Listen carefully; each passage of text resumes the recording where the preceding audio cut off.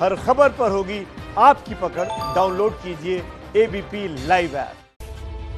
बहुत बहुत स्वागत है आपका। नमस्कार, पंचनामा में आपका स्वागत है। देश विदेश की तमाम बड़ी खबरें तो होंगी ही, और शगुन आज तो राजनीति में भी बवाल है, बाढ़ की भी खबरें हैं, सब दिखाएंगे आपको। बिल्कुल हम लोग आपको पंचनामा के अंदर बिहार की बाढ़ से लेकर राजनीति के अंदर जो हलचल है वो सारी खबरें पंचनामा में दिखाएंगे। बिल्कुल। और देखिए, बात विवादों की भी होगी और राम मंदिर में भूमि पूजन को लेकर किस तरीके से विवाद है वो पूरी खबर आगे आप देखने वाले हैं। जी बिल्कुल। देखिए, पंचनामा में हम आपको अगले 1 घंटे में वो खबरें तो दिखाएंगे ही जो शुक्रवार यानी कल अखबारों की सुर्खियां बनेंगी। साथ ही उन खबरों के अंदर की खबर बताने के लिए हमारे साथ हमारे एक्सपर्ट राजकिशोर जी भी मौजूद हैं।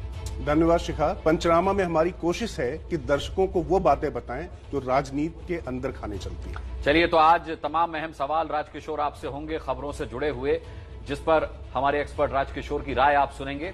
शुरुआत करते हैं पंचनामा की। पंचनामा का ये सफर शुरू करते हैं देश में कोरोना के आंकड़ों के साथ, जो कि लगातार चिंता बढ़ा रहे हैं, क्योंकि इस महामारी के बीच तमाम राज्यों से अस्पतालों की बदहाली की तस्वीरें आ रही हैं। कुछ ऐसा ही हाल बिहार का भी है, जहां स्वास्थ्य मंत्री अस्पताल का मुआयना करने पहुंचे तो लोगों ने उन्हें घेर लिया।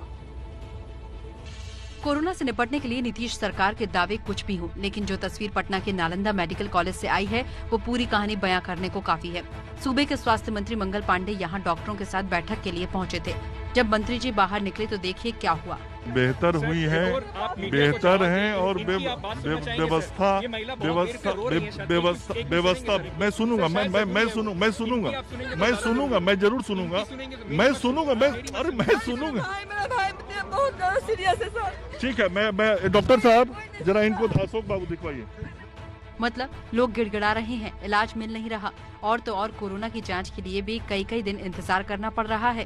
कल 12 बजे से आया हूं सर, अभी तक टेस्ट नहीं है सर, अभी तक आंखों के सामने लोगों का ये हाल देखने के बावजूद मंत्री बहानेबाजी से ही सारी समस्या का समाधान करने में जुटे हैं। 7 डॉक्टर्स मीटिंग में है ना, तो डॉक्टर मैं जाऊंगा तब मुझे जाने दीजिएगा, तो डॉक्टर इन लोगों का काम करेंगे।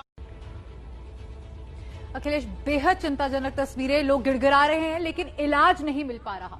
उधर कोरोना की महामारी के बीच आज पटना एम्स का नर्सिंग स्टाफ हड़ताल पर चढ़ा गया। राज्य में बढ़ते कोरोना मामले के बीच पटना एम्स के नर्सिंग स्टाफ अनिश्चितकालीन हड़ताल पर चले गए हैं। एम्स के बाहर करीब 400 नर्सिंग स्टाफ की भीड़ अस्पताल से नौकरी को पक्का करने की मांग कर रहे हैं। आरोप है कि पटना में एम्स की शुरुआत से ही ये कॉन्ट्रैक्ट पर काम कर रहे हैं। अब ये नौकरी को परमानेंट करने के साथ ही वेतन बढ़ाए जाने की मांग कर रहे हैं। इसके अलावा इन लोगों की मांग है कि एम्स से मिलने वाली सुविधा में भागीदारी सुनिश्चित की जाए। और चलिए अब आपको झारखंड लिए चलते हैं। खबर झारखंड से है। झारखंड में अब मास्क न पहनने पर देश में सबसे कड़ी सजा का ऐलान किया गया है। झारखंड में मास्क न पहनने पर 1 लाख रुपए का जुर्माना लग सकता है, साथ ही 2 साल की जेल भी हो सकती है। झारखंड कैबिनेट ने संक्रामक रोग अध्यादेश 2020 पास कर दिया है। खबर आने के बाद झारखंड के स्वास्थ्य मंत्री बन्ना गुप्ता ने एबीपी न्यूज से कहा, अध्यादेश पूर्ण रूप से पारित नहीं हुआ है। मुकदमा होने पर दोषी पाए जाने के बाद 1 लाख का जुर्माना देना होगा। स्पॉट चेकिंग में पकड़े जाने पर भी 1 लाख का जुर्माना नहीं होगा।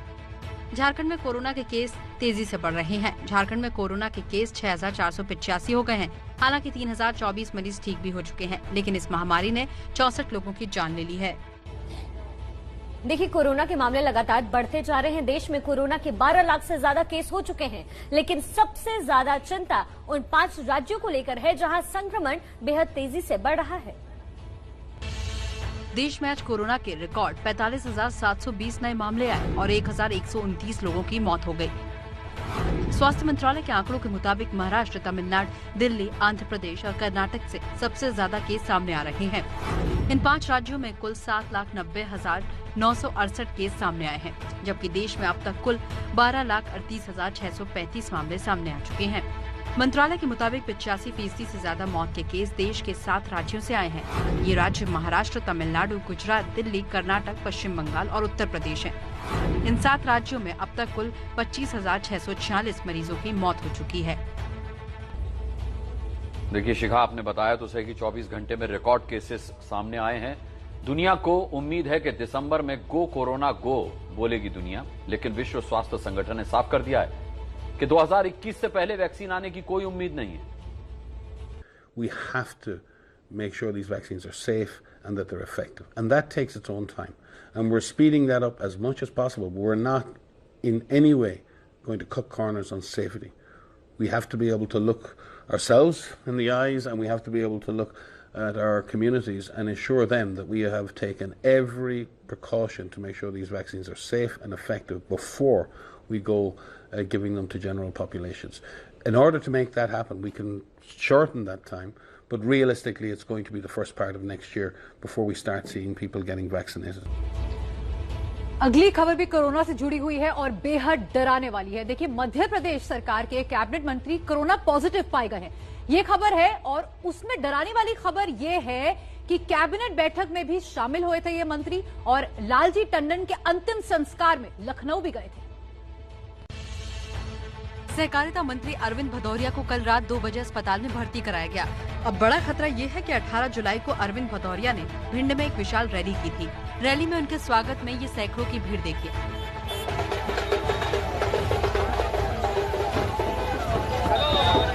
अब इस पूरी भीड़ पर कोरोना का खतरा है। स्वागत में सोशल डिस्टेंसिंग की धज्जियां उड़ी। ये तस्वीरें एमपी में कोरोना विस्फोट भी ला सकती है। इसके अलावा 22 जुलाई को अरविंद भदौरिया कैबिनेट की बैठक में शामिल थे। बैठक में सीएम शिवराज सिंह चौहान और बाकी मंत्री भी थे। मंगलवार को भदौरिया लखनऊ भी गए थे लालजी टंडन के अंतिम संस्कार में। मतलब एमपी की पूरी कैबिनेट और लखनऊ में वो जिससे मिले, अब वो सब संदेह के घेरे में हैं। तो देखिए, एमपी में मंत्री तक कोरोना की चपेट में आ गए हैं और संक्रमण पर काबू हो इसके लिए कल यानी 24 जुलाई से भोपाल में 10 दिनों का लॉकडाउन लगाया गया है। लेकिन एक विधायक इस फैसले के विरोध में आंदोलन तक की चेतावनी दे रहे हैं। बकरीद के बीच लॉकडाउन लगाए जाने का फैसला हुआ तो कांग्रेस विधायक आरिफ मसूद सरकार पर भड़क उठे और इसे हिटलर शाही बता दिया। कुर्बानी हर हाल में मध्य प्रदेश में होगी और इस कुर्बानी को रोकने का आपने जो प्रयास किया है, मैं उसकी निंदा करता हूं और मैं सबसे ये कहता हूं, अपील करता हूं कि सोशल मीडिया पे खुल के इसकी मुखालफत करिए। विधायक के आंदोलन की चेतावनी के बीच सरकार ने साफ साफ कहा कि घरों पर त्योहार मनाने की कोई मनाही नहीं है। सरकार कोई भी निर्णय किसी त्योहार या धर्म के आधार पर नहीं लेती। घरों के अंदर किसी को कोई त्योहार मनाने से रोका भी नहीं गया है। और देखिए, साथ ही आपको ये भी बता दें कि कोरोना से लगातार हो रही मौतों से लोगों का गुस्सा भी बढ़ रहा है। कर्नाटक के बेलगाम में मरीज की मौत के बाद लोगों ने एम्बुलेंस को आग लगा दी। तस्वीरें कर्नाटक के बेलगाम की हैं। BHIMS अस्पताल में एक मरीज की मौत के बाद परिजनों ने एम्बुलेंस में आग लगा दी। अस्पताल के आसपास रखी 5 गाड़ियों को तोड़ दिया गया। प्रदर्शनकारियों ने पत्थरबाजी भी की। अस्पताल में तोड़फोड़ और आगजनी के विरोध में BHIMS अस्पताल के डॉक्टर और नर्सों ने विरोध प्रदर्शन किया। दावा किया कि मरीज की मौत में डॉक्टरों की कोई लापरवाही नहीं है। अब देखिए, आपको अच्छी खबर दे दें और खासकर ये अमिताभ बच्चन के फैंस के लिए अच्छी खबर है, क्योंकि अमिताभ बच्चन की जो कोरोना की रिपोर्ट आई है वो नेगेटिव आई है। एबीपी के सूत्रों को पता चला है कि कोरोना के अलावा अमिताभ का ब्लड टेस्ट, सिटी स्कैन भी किया गया है और उनकी सभी रिपोर्ट सामान्य है। ऐसे में उन्हें जल्द नानावटी अस्पताल से छुट्टी मिल सकती है। अमिताभ के साथ अभिषेक की भी तबीयत सामान्य है। ऐसे में दोनों को अस्पताल से छुट्टी दी जा सकती है। सूत्रों के मुताबिक ऐश्वर्या और आराध्या की तबीयत में भी सुधार है। हालांकि उन्हें अभी कुछ और दिन अस्पताल में रहना पड़ सकता है। चलिए अब बात करते हैं राम मंदिर के भूमि पूजन पर हो रहे विवाद की। देखिए, भूमि पूजन के समय पर हिंदुओं के सबसे बड़े धर्मगुरु शंकराचार्य स्वरूपानंद स्वामी अब सवाल उठा रहे हैं। राम मंदिर भूमि पूजन की शुभ घड़ी आ गई है, लेकिन इसकी तिथि को लेकर विवाद बढ़ता जा रहा है। कल मुहूर्त को लेकर शंकराचार्य के प्रतिनिधि ने सवाल उठाए तो अब खुद शंकराचार्य स्वरूपानंद सरस्वती ने तिथि को अशुभ बता दिया। कोई भी बनाता है और सही ढंग से बनाता है तो हमें प्रसन्नता होगी, लेकिन उसके लिए उचित तिथि और उचित मुहूर्त होना चाहिए। जिस मुहूर्त में ये हो रहा है ये अशुभ घड़ी है। साथ ही शंकराचार्य ने ट्रस्ट के महासचिव चंपत राय की शिलान्यास किए जाने पर भी सवाल उठाए। ये कहा जा रहा है कि चंपत राय ने पहले शिलान्यास प्राप्त कर दिया है। पहले तो ये कहते थे वही शिलान्यास रहेगा, उसके पश्चात अब चंपत राय ने कर दिया है, लेकिन औपचारिक रूप से प्रधानमंत्री को वहाँ बुलाया जा रहा है। तो ये तो प्रधानमंत्री को भी जानकारी देनी चाहिए थी इन्हें और जनता को जानकारी देनी चाहिए। चंपक राय ने गुप्त रूप से क्यों किया। विवाद के बीच कांग्रेस नेता आचार्य प्रमोद कृष्णन ने भी भूमि पूजन की तारीख को गलत बता दिया। अब देखिए, इस विवाद पर जवाब क्या आया है। श्रीराम जन्मभूमि न्यास के अध्यक्ष महंत नृत्य गोपाल दास ने भूमि पूजन के मुहूर्त पर उठे विवाद पर जवाब दिया है। जब से शिलान्यास हुआ है तब से ही कार्य प्रारंभ हो गया है, तो इसलिए शिलान्यास का जो मुहूर्त था वही हमारा मुहूर्त है। उसी शुभ मुहूर्त में ही शिलान्यास हुआ है, फिर अलग से फिर मुहूर्त देखने की जरूरत है। अब राजकिशोर जी, ऐसे में एक सवाल यह है कि जो विवाद हम देख रहे हैं, आपको क्या लगता है इससे अंदर जो तमाम लोगों के बीच मनमुटाव है वो सामने आ रहा है? देखिए, कुल मिला के जब एक लाइन में मैं अगर कहूं, वक्त गुलशन पर पड़ा तो लहू हमने दिया और बाहर आने पर कहते हैं कि तेरा काम नहीं है। तो कुल मिला के होता क्या है कि जब संत आंदोलन उठाते हैं तो राजनीतिक रोटियां सेकने के लिए कोई भारतीय जनता पार्टी हो चाहे विश्व हिंदू परिषद हो, वो आगे आ जाती है। अब दूसरी बात आ रही है कि जब मंदिर बनने जा रहा है तो ये समझना पड़ेगा कि हिंदुओं के लिए राम मंदिर निर्माण अहम है और उसका नायक भी आज की तारीख में स्पष्ट है। ऐसे में इस तरह के विवाद पर एक राजनीतिक शगुफा छेड़ा जरूर जा रहा है, लेकिन उसका बहुत प्रभाव नहीं पड़ने जा रहा। और एक जो त्रासदी है, जिसको आयरनी कहें, क्या है कि मंदिर आंदोलन संतों ने खड़ा किया, नेताओं ने लपक लिया, और अब जब मंदिर बन गया है तो नेताओं ने फिर से संतों को आगे करके अपनी राजनीति चमकाने का एक असफल प्रयास शुरू कर दिया। असफल इसको इसलिए कहा जा रहा है क्योंकि अब इस पे कुछ बचा नहीं है, क्योंकि निर्माण हो रहा है। शुक्रिया राजकिशोर जी। चलिए अब अयोध्या से जुड़ी एक और खबर का रुख करते हैं। अयोध्या में राम मंदिर निर्माण की तैयारियों के बीच मंदिर आंदोलन में शामिल रही बीजेपी नेता उमा भारती ने एक बड़ा ऐलान किया है। पिछले संसदीय चुनाव से दूर रहने वाली उमा भारती 2024 में लोकसभा चुनाव लड़ेंगी। तो मैं 2024 का लड़ूंगी ना चुनाव, जरूर लड़ूंगी। और मैं अभी इतनी बड़ी थोड़ी होगी कि ना लड़ूं। जब मोदी जी ने पहला चुनाव लड़ा है 2014 में लोकसभा का, वो उम्र भी मेरी 5 साल बाद होगी। बीजेपी के उपाध्यक्ष और राम मंदिर आंदोलन की अहम किरदार उमा ने पिछला लोकसभा चुनाव नहीं लड़ा था। उस दौरान उनकी पार्टी से मनमुटाव की खबरें भी आई थी, जिसे वो पूरी तरह से खारिज करती हैं। जो पार्टी मुझे इस चुनाव में कह रही हो कि आपको लड़ना जरूरी है, नहीं तो हम बाकी की सीटें हार जाएंगे, मैं ऐसा कभी सोच भी नहीं सकती हूँ। मेरे मन में भी भाव नहीं आएगा, ऐसा नहीं आएगा कि मुझे टिकट नहीं देंगे। राजकिशोर जी, देखिए, उमा भारती के दोबारा चुनाव लड़ने के बयान से तो अब यही लग रहा है कि वो राम मंदिर बनने का इंतजार ही कर रही थी। आपको क्या लगता है? देखिए, इसको कह सकते हैं कि सही है कि राम मंदिर आंदोलन में उमा भारती बहुत प्रमुख चेहरा थी, लेकिन उनके चुनाव न लड़ने का फैसला सीधे इससे नहीं जुड़ा था। वास्तव में उनकी महत्वाकांक्षा मध्य प्रदेश की राजनीति में अपने आप को बनाए रखने की थी, जो कि उत्तर प्रदेश से चुनाव लड़कर संभव नहीं था। इसीलिए उमा भारती ने यह बयान देकर बीजेपी पर एक तरीके से दबाव बनाने की कोशिश की है कि टिकट मध्य प्रदेश से मिले। और यहाँ एक बात और शिखा समझने वाली है कि योगी आदित्यनाथ के आने से पहले उमा भारती राजनीति में हिंदुत्व का सबसे फायर ब्रांड चेहरा होती थी, लेकिन योगी के सीएम बनने के बाद उनकी उत्तर प्रदेश में भी यह भूमिका कमजोर होती दिख रही है। चलिए, राजकिशोर जी ने बहुत सटीक आकलन अपना इस विषय में प्रस्तुत किया है।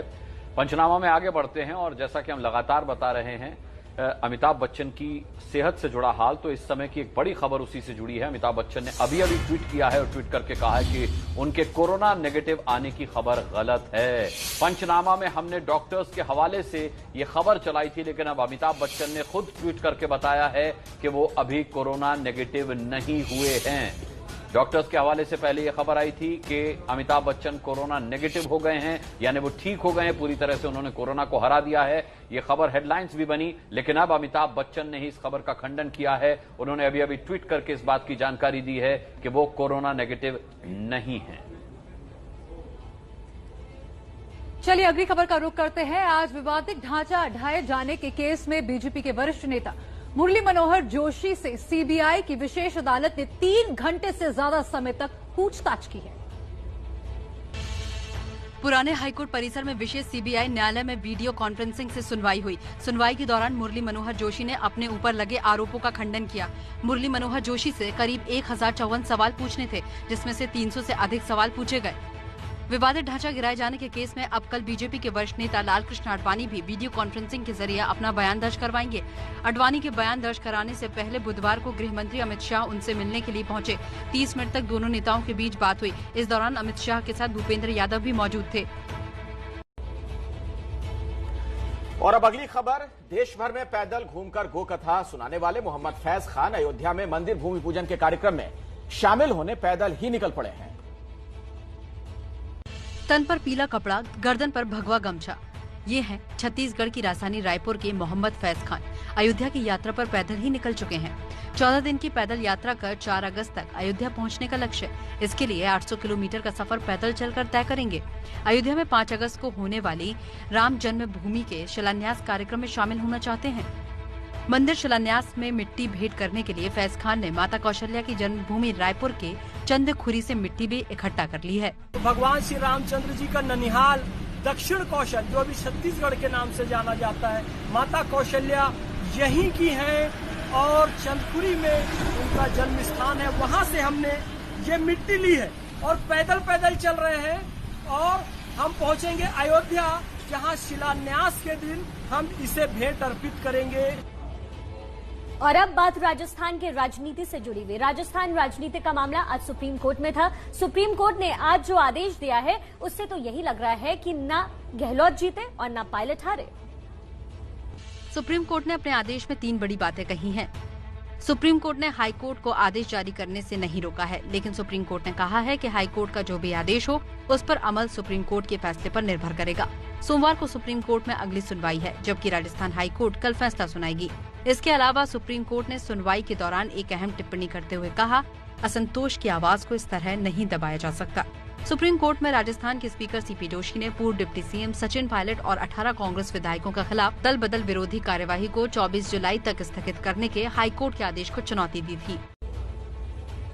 यहां आपको राजस्थान से जुड़ी एक और बड़ी खबर ये बता दें कि राजस्थान के मुख्यमंत्री अशोक गहलोत के करीबियों के यहां पड़े आयकर विभाग के छापों को लेकर एक बहुत बड़ा खुलासा हुआ है। देख लीजिए।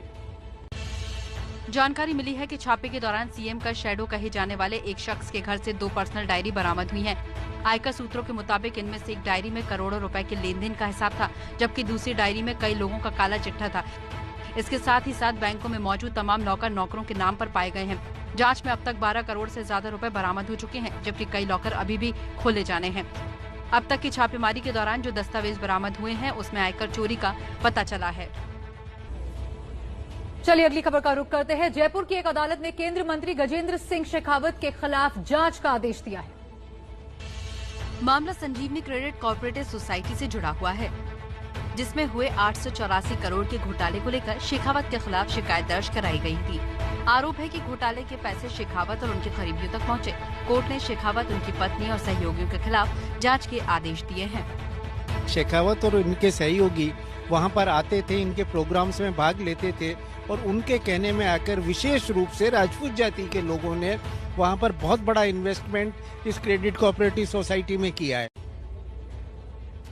पंचनामा में अब अगली खबर। कांग्रेस के नेता राहुल गांधी इन दिनों वीडियो सीरीज के जरिए मोदी सरकार पर हमलावर हैं। चीन की चुनौती को लेकर राहुल बार बार प्रधानमंत्री मोदी पर हमला कर रहे हैं। If you deal with them from a position of strength, you can work with them, you can get what you need, and it can be actually done. But if they sense weakness, then you've had it. Video के जरिए राहुल ने एक बार फिर PM Modi पर सीधा वार किया और इशारों में कहा कि चीन ने मोदी की इमेज बिल्डिंग वाली कमजोरी को पकड़ लिया है।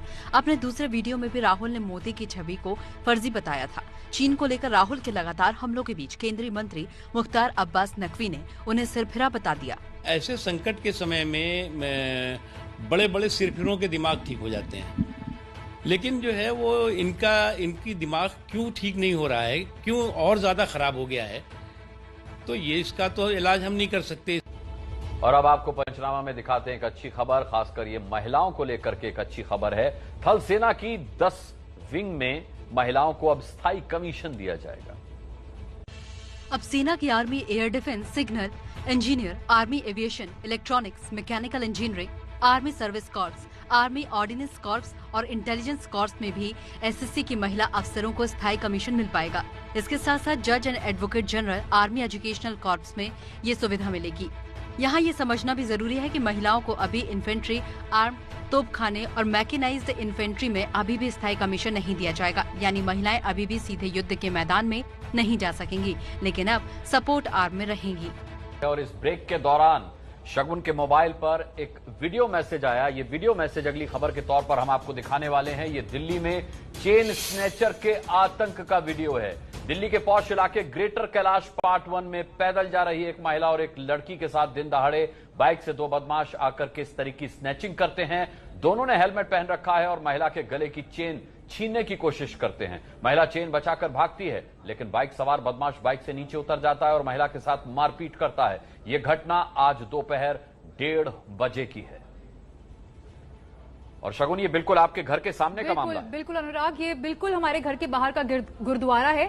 तो ये जो इमेजेस आप देख रहे हैं गुरुद्वारे के अंदर से इमेजेस हैं और बिल्कुल घर के बाहर मेरा ये इलाका है। बहुत पौष इलाका माना जाता है दिल्ली का ये। अगर यहाँ पर ऐसा हाल है और महिलाएं सुरक्षित नहीं है तो आगे मुझे नहीं पता किसी और इलाके के अंदर कैसे कोई महिला सुरक्षित हो सकती है। वाकई।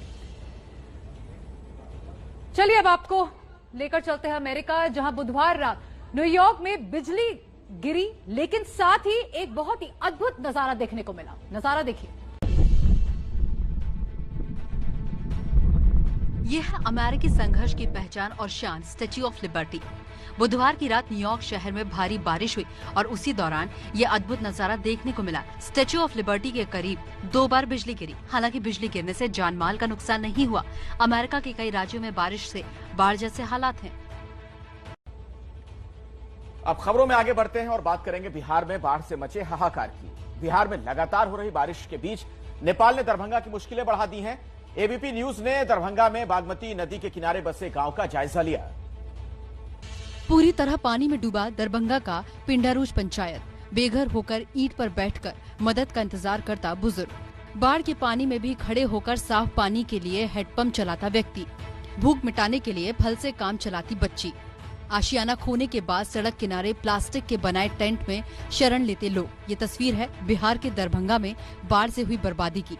बागमती नदी खतरे के निशान से ऊपर बह रही है और दरभंगा के ज्यादातर लोगों के घर पानी में डूब गए हैं। लोगों के खेत पानी में समा गए हैं। बाढ़ के पानी ने रोटी, कपड़ा और मकान तीनों पर संकट लाकर खड़ा कर दिया है। दरभंगा हर साल बाढ़ के पानी में ऐसे ही डूबता है। लोगों के घर हर बार पानी में ऐसे ही डूब जाते हैं। इस बार लोगों ने 2011 के अखबार की कटिंग के साथ सरकार पर सवाल खड़े किए हैं। लोग पूछ रहे हैं कि सरकार कब तक बिहार ऐसे ही डूबता रहेगा। नेपाल के पानी छोड़ने के बाद बिहार में बागमती, कमला, अधवारा सहित सभी छोटी बड़ी नदियां उफान पर हैं।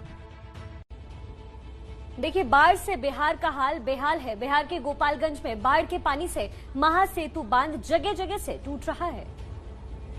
बिहार में बाढ़ से आई बर्बादी की तस्वीरें गोपालगंज की हैं। पहले 70 घाट महासेतु पर बनी अप्रोच रोड टूटी।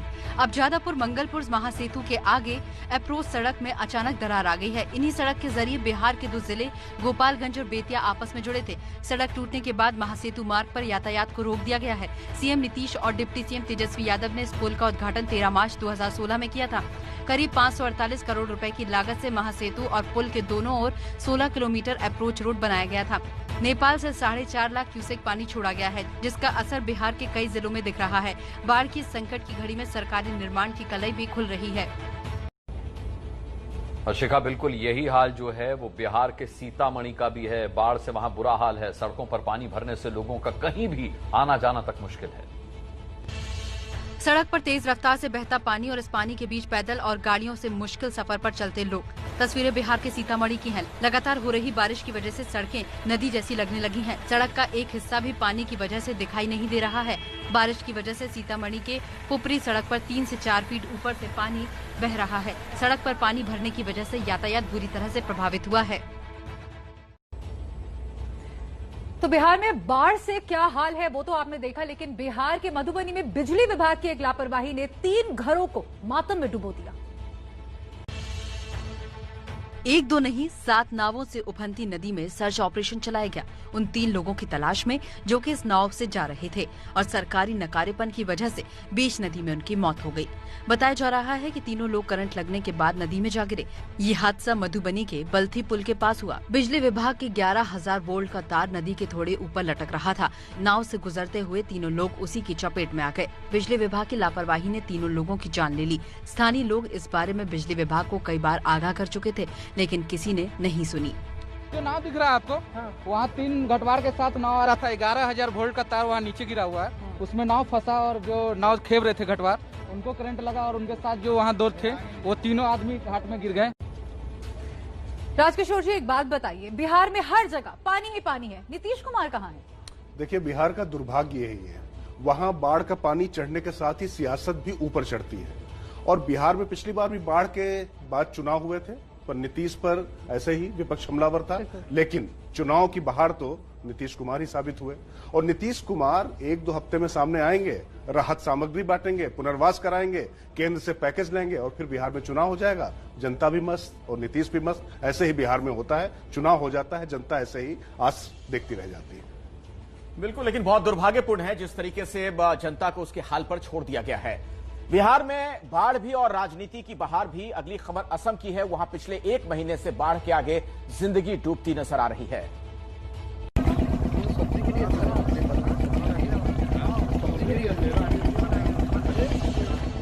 ये तस्वीरें असम में बाढ़ से बिगड़ते हालात की गवाही दे रही हैं। गांव के गांव समंदर बन चुके हैं और लोग सुरक्षित ठिकाना तलाशने के लिए मदद की आस लगाए हुए हैं।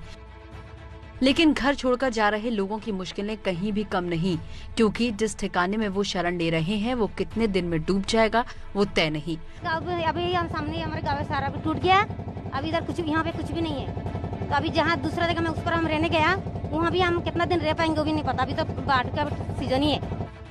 असम में आई बाढ़ की त्रासदी अब तक 89 लोगों की जान ले चुकी है, जबकि 26 लाख से ज्यादा लोग प्रभावित हुए हैं। लोगों पर कुदरत की मार कितनी बड़ी है, इस बात का अंदाजा इससे लगाया जा सकता है कि 2500 से ज्यादा गांव पूरी तरह से पानी में डूब चुके हैं। इस जल प्रलय के बीच लोगों को बचाने की कोशिश जारी है, लेकिन बाढ़ की इस तबाही से जल्द राहत मिलती नहीं दिख रही। देखिए, बिहार और असम के साथ साथ यूपी का हाल भी कुछ ऐसा ही है। यूपी के महोबा के 2 सरकारी अस्पतालों में भारी बारिश के बाद इतना पानी भर गया कि कुछ ही मिनटों में सारी सूरत ही बिगड़ गई।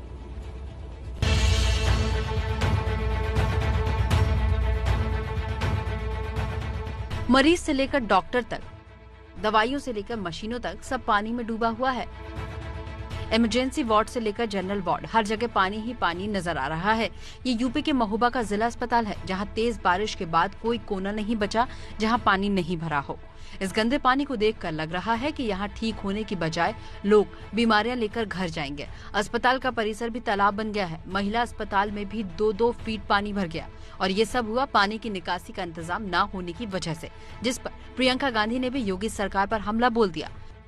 कोरोना काल में स्वास्थ्य सुविधाएं चाक चौबंद होनी चाहिए। लखनऊ में स्वास्थ्य सुविधाओं के ऊपर बयान देने वाले सीएम की रुचि इन हालातों को सुधारने में नहीं, इन्हें छिपाने में है। चलिए आगे बढ़ते हैं और अब आपको मेरठ से एक दर्दनाक कहानी दिखाते हैं। पति से तलाक के बाद एक महिला अमित नाम के एक युवक के साथ लिव इन में रहने लगी। पहले पति से महिला की एक बेटी भी थी, लेकिन बाद में पता चला कि जिसे वो अमित समझ रही थी उसका असली नाम शमशाद है। आरोप है कि 4 महीने पहले शमशाद ने महिला और उसकी बेटी की हत्या कर दी। अब पुलिस ने मुठभेड़ में फरार शमशाद को गिरफ्तार कर लिया है। तस्वीरों में दिख रही ये महिला गाजियाबाद के लोनी की रहने वाली प्रिया पति से तलाक के बाद मोदी नगर में किराए पर रहने लगी। आरोप है कि शमशाद नाम के शख्स ने खुद को अमित गुर्जर बताकर प्रिया से दोस्ती की और उसे शादी का झांसा देकर मेरठ बुला लिया। प्रिया अपनी बेटी को लेकर अमित उर्फ शमशाद के साथ रहने लगी। 5 साल साथ रहने के बाद प्रिया को पता चला कि जिसे वो अमित समझ रही थी दरअसल वो शमशाद है। इसको लेकर दोनों के बीच झगड़ा हुआ।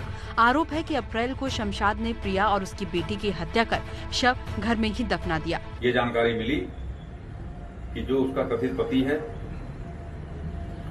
उसने न केवल उस महिला को अपितु उसकी एक बेटी थी, दोनों की हत्या करके उसी मकान में जिसमें साथ रहते थे एक कमरे में उसको मिट्टी खोद के दफन कर दिया, गाड़ दिया है। प्रिया और उसकी बेटी की हत्या का राज कभी नहीं खुलता अगर प्रिया की सहेली चंचल नहीं होती। चंचल की शिकायत पर ही पुलिस ने मां बेटी का कंकाल घर से बरामद किया। हालांकि चंचल ने पुलिस पर उसे परेशान करने का आरोप लगाया है। मेरे घर आती थी, पूछती थी कि तुम क्यों पीछे पड़ी हो, तुम बताओ तुम क्यों पीछे पड़ी हो, तुम्हें क्या लालच है, तुम्हारे पैसे हैं क्या, उस पे तुमने ठेका ठा रखा है क्या। मुख्य आरोपी शमशाद अभी तक फरार था, लेकिन पुलिस ने एक मुठभेड़ में उसे गिरफ्तार कर लिया है। और अब बात चीन की बदमाशी की। देखिए, ऐसा नहीं है कि चीन सिर्फ पूरी दुनिया की नाक में दम करने का सपना पालता है, उसने अपने नागरिकों का भी जीना दुर्भर कर रखा है। चर्च की बिल्डिंग पर कुछ लोग चढ़े हैं और क्रॉस के निशान को तोड़ रहे हैं।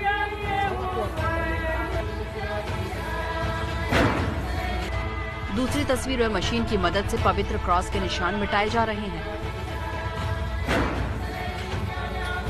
धार्मिक आजादी को कुचलने के लिए बदनाम चीन की ये नई कारस्तानी है और अब चीन की ज्यादती का शिकार बने हैं वहाँ के ईसाई। दरअसल चीन की कम्युनिस्ट पार्टी ने फरमान जारी किया है कि ईसाई धर्म को मानने वाले घरों और चर्च से जीसस की तस्वीर और क्रॉस को हटाकर राष्ट्रपति जिनपिंग और कम्युनिस्ट पार्टी के संस्थापक माओ त्से तुंग की तस्वीरें लगाएं। शिनजियांग प्रांत में उइगुर मुसलमानों के खिलाफ दमन का खेल खेलने वाले चीन ने फरमान कई राज्यों में लागू भी कर दिया है। और अब खबर उत्तर प्रदेश से। कानपुर में युवक की पिटाई और बदसलूकी के आरोप में शास्त्री नगर चौकी इंचार्ज को निलंबित कर दिया गया है। आपके टीवी स्क्रीन पर दो तस्वीरें हैं। एक वायरल वीडियो जिसे लेकर दावा किया गया कि कानपुर में पुलिस ने युवक से अभद्रता की। चौकी इंचार्ज सुरेश पाल ने मास्क नहीं लगाने पर एक युवक को जमकर पीटा, चालान काटा। दूसरी तस्वीर उस युवक की जिसे पुलिस ने पीटा।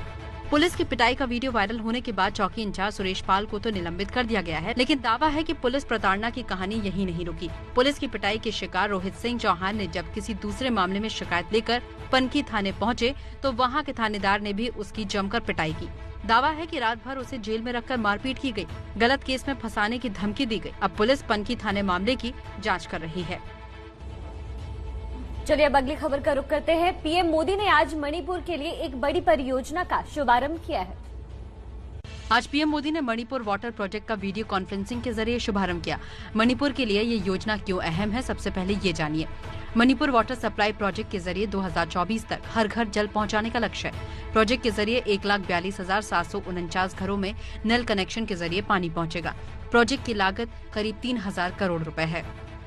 नॉर्थ ईस्ट में देश के विकास का ग्रोथ इंजन बनने की क्षमता है।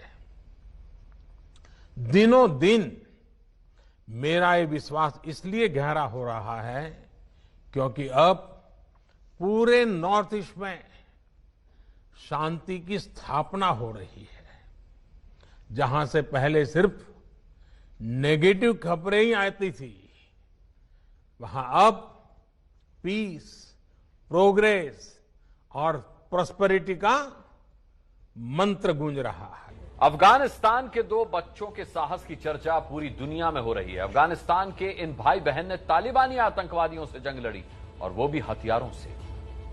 16 साल की बड़ी बहन कमर गुल और 12 साल का छोटा भाई हबीबुल्लाह। अब जरा इन फौलादी इरादों वाले बच्चों की हिम्मत की कहानी भी सुन लीजिए। सेंट्रल अफगानिस्तान के तैवारा जिले के गेरीवेही गांव में दर्जनों तालिबानी आतंकी घुस आए थे। कुछ आतंकियों ने कमर गुल के घर पर हमला किया और उसकी आंखों के सामने उसके माता पिता को गोली मार दी। दोनों बच्चे तब तक गोली चलाते रहे जब तक कि गांव वाले बचाव में नहीं आ गए। अपने माता पिता की हत्या करने वाले दो आतंकियों को इन बच्चों ने वहीं ढेर कर दिया। अब ये बच्चे अफगानिस्तान के हीरो बन गए हैं। उन्हें बाकायदा सेना के स्पेशल हेलीकॉप्टर से राष्ट्रपति अशरफ गनी से मिलवाने राजधानी काबुल लाया गया। और अब खबर ऐसी जिसमें अपने बच्चे के सुनहरे भविष्य के लिए माँ बाप का त्याग छिपा है। एक तस्वीर में गाय है और दूसरी में मोबाइल हाथ में लिए बच्चा। बच्चे का नाम वंश है और ये दूसरी कक्षा में पढ़ता है। हाथ में मोबाइल लिए वंश ऑनलाइन क्लास में शामिल होने की कोशिश कर रहा है। इस फोन के लिए वंश के पिता ने अपनी गाय बेच दी है। गाय बेची और मोबाइल बच्चों की पढ़ाई के लिए ऑनलाइन काम आ रहा था, इसलिए गाय बेचनी पड़ी। रहने के लिए कच्चा घर है, गुजारे के लिए पशुपालन का सहारा, पर बच्चे की शिक्षा के लिए रोजी रोटी का जरिया बेचना पड़ा। पर जब ये किस्सा प्रशासन तक पहुंचा तो अब कई कदम उठाए जा रहे हैं। उनके फलदार बगीचे की डेवलपमेंट कराई जाएगी, साथ ही साथ वाटर टैंक का भी उन्हें आश्वासन दिया गया। साथ ही साथ इसी व्यक्ति का प्रधानमंत्री आवास योजना में भी नाम डाला गया है और जैसे ही सेंट्रल गवर्नमेंट द्वारा इसकी किस्त दी जाएगी तो इन व्यक्ति के घर का निर्माण भी कराया जाएगा। तो पंचनामा में आज के लिए बस इतना ही। आगे देखिए मातृभूमि, बने रहिए एबीपी न्यूज के साथ। एबीपी न्यूज आपको रखे आगे।